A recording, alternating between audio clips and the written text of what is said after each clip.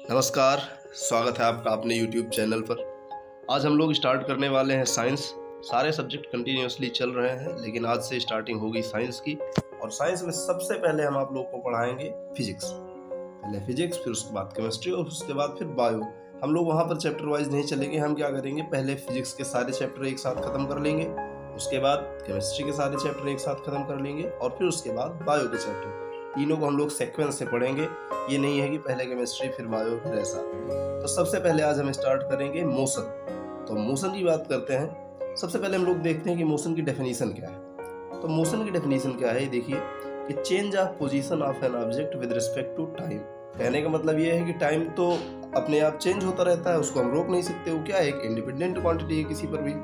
तो जब कभी टाइम चेंज होता रहे और उसके साथ किसी ऑब्जेक्ट की पोजीशन में चेंज होती रहे, तो हम क्या बोलेंगे कि वो ऑब्जेक्ट हमारा मोशन में है। जैसे हम लोग दौड़ रहे हैं, ट्रेन चल रही है, कार चल रही है, ये सारे क्या है, मोशन कर रहे हैं। जैसे इनके कुछ एग्जांपल देखते हैं। देखिए क्या कह रहा है कि एग्जांपल में बुक फॉलिंग ऑफ टेबल, अगर कोई बुक नीचे गिर रही है। Water flowing from the tap, नल से पानी नीचे गिर रहा है। या फिर रेटलिंग विंडोज, जैसे कि खिड़कियों की फड़फड़ाहट जो है, ये सारे क्या है, आपके कुछ मोशन के एग्जाम्पल हैं कि ये सारे क्या कर रहे हैं, मोशन कर रहे हैं। अब जो मोशन नहीं कर रहा है तो उसको हम लोग क्या बोलेंगे कि वो रेस्ट में है। जो मोशन नहीं कर रहा वो रेस्ट में है। जैसे इनके कुछ एग्जांपल देखते हैं। जैसे आपका ये घर हो गया और पेड़ हो गया, इनका मोशन कभी नहीं होता, तो इनको हम क्या बोलेंगे कि ये रेस्ट में है। देखिए लिखा है ऊपर रेस्ट। उसके बाद हम लोग बात करेंगे मोशन में। ये फुटबॉलर हो गया, खुद भी मोशन कर रहा है और बॉल को भी मोशन में ले आ रहा है। ये चिड़िया हो गई, ये भी उड़ रही है। उसके बाद ये नीचे आ गई आपकी मधुमक्खी, ये भी सारे क्या कर रहे हैं, मोशन कर रहे हैं। तो कुछ मोशन के एग्जाम्पल हो गए सब। उसके बाद हम लोग बात करते हैं कि motion in a straight line. तो स्ट्रेट लाइन में मोशन क्या है, ये देख लेते हैं। कह रहे हैं कि if the direction of moving object is constant. कहने का मतलब कोई भी मूविंग ऑब्जेक्ट है जो कि मोशन में है और उसकी डायरेक्शन को हम लोग कांस्टेंट कर दें, मतलब उसको हमने फिक्स कर दिया है, and the object is moving at a constant speed, then it is moving in a straight line. कहने का मतलब ये है कि अगर कोई भी ऑब्जेक्ट एक कांस्टेंट स्पीड से किसी एक कांस्टेंट डायरेक्शन में मूव कर रहा है, तो हम क्या बोलते हैं कि ऑब्जेक्ट हमारा स्ट्रेट लाइन में मोशन कर रहा है, एकदम सीधा मोशन कर रहा है। आगे हम लोग बात करेंगे कि फिर स्ट्रेट लाइन के अलावा जैसे सर्कुलर मोशन भी होता है, उसको हम बाद में डिस्कस करेंगे। यहाँ पर क्या कह रहा है कि अगर किसी भी ऑब्जेक्ट की, यानी मूविंग ऑब्जेक्ट की जो रेस्ट में ना हो, अगर उसकी डायरेक्शन कांस्टेंट हो जाए और वो कांस्टेंट स्पीड से किसी एक पर्टिकुलर डायरेक्शन में, यानी कांस्टेंट डायरेक्शन में अगर मूव कर रहा, तब हम उसको क्या बोलते हैं कि वो स्ट्रेट लाइन में मोशन कर रहा है। जैसे इसके कुछ एग्जाम्पल देख लेते हैं हम लोग। जैसे कह रहा है कि पुशिंग ऑफ बॉक्स, कोई आप एक बॉक्स को पुश कर रहे हैं, वो भी स्ट्रेट लाइन में ही पुश करेंगे, क्योंकि आप एक ही साइड ले जाएंगे, उसको घुमाते हुए, कर्व बनाते हुए नहीं ले जाएंगे। जैसे बच्चे मार्च पास्ट कर रहे हैं ना, कि march past by student on straight path, तो वो भी क्या करते हैं कि स्ट्रेट पाथ पे उनको मार्च पास्ट कराया जाता है। या फिर फॉलिंग ऑफ एप्पल, किसी पेड़ से सेब गिर रहा, वो भी स्ट्रेट लाइन का एग्जाम्पल हो जाता है। उसके बाद हम लोग बात करते हैं कि uniform and non uniform motion. तो यूनिफॉर्म मोशन, आइए देखते हैं दोनों क्या होते हैं भाई। कह रहे हैं कि if the speed of an object moving along a straight line keeps changing. कहने का मतलब है कि कोई ऑब्जेक्ट है, अगर वो मूव कर रहा तो उसकी कुछ ना कुछ स्पीड होगी।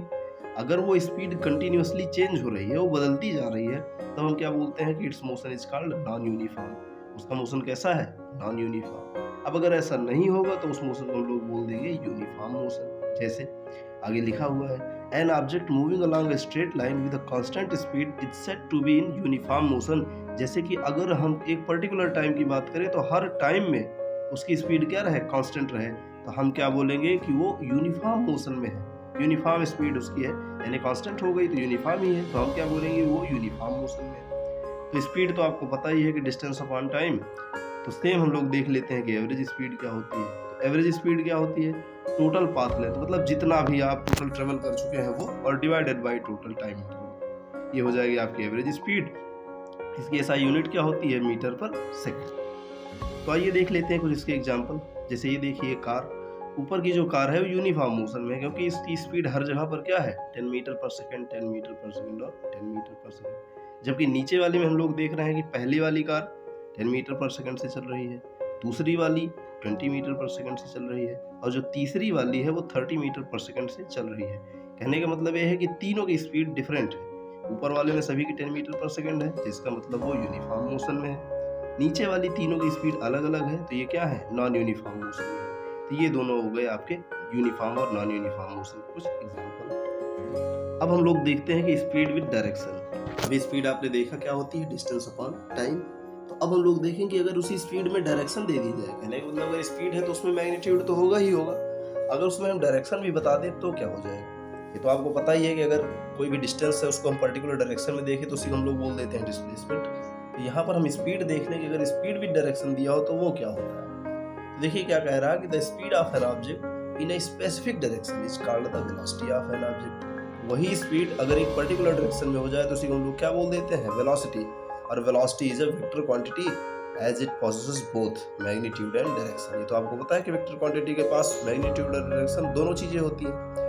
While speed only has magnitude but no direction. जबकि स्पीड के पास क्या होता है, केवल और केवल मैग्नीट्यूड होता है। इतनी स्पीड से कोई भी ऑब्जेक्ट मूव कर रहा, कौन सी डायरेक्शन है ये उसमें क्लियर नहीं होता। इसकी एसआई यूनिट भी क्या होती है, मीटर पर सेकेंड। कहने का मतलब जो आप स्पीड की बात करेंगे या फिर आप वेलोसिटी की बात करेंगे तो एसआई यूनिट दोनों की सेम होती है, मीटर पर सेकेंड।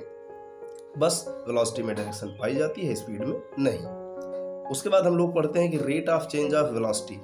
तो rate of change of velocity क्या है, कहने का मतलब अगर वेलोसिटी में चेंज हो रहा है पर यूनिट टाइम, रेट की बात कहीं पर भी आए तो आपको बस क्या करना है, टाइम के रिस्पेक्ट में निकालना है, यानी कि टाइम से डिवाइड कर देना है। तो टाइम से डिवाइड कर देंगे, लेकिन किसको, चेंज बोल रहा है, चेंज इन वेलोसिटी। तो जब चेंज इन वेलोसिटी कहेगा तो यानी कि फाइनल वेलोसिटी से आपको इनिशियल माइनस कर देना है। तो जितना भी चेंज हुआ है इसको हम लोग फाइंड कर लेंगे। इसी को हम लोग डेल्टा से भी रिप्रेजेंट करते हैं। तो इक्वल क्या हो जाएगा, v - u/t। और इसकी एसआई यूनिट क्या हो जाएगी, मीटर पर सेकेंड स्क्वायर।